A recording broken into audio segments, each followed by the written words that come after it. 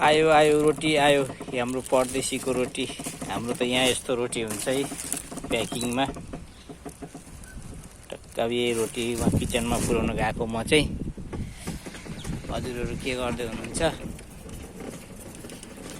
भाइ बिस्तारो रोटी पुऱ्याएर आउने अब भरेको लागि यही रोटी हो।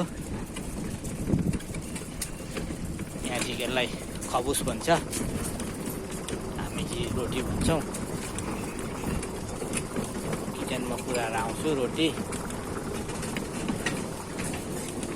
बाटामा पाकेको आँप पनि झरिरहेको छ मजाले।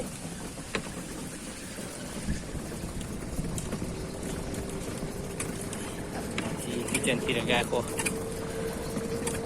यो हाम्रो किचनको बाटो। Garage parking area.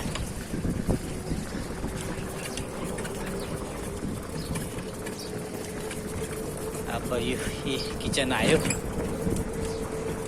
यो किचनमा रोटी दिएर म फर्किने। हजुरहरू के गर्दै हुनुहुन्छ? खानाहरू खाइसक्नु भएको छैन?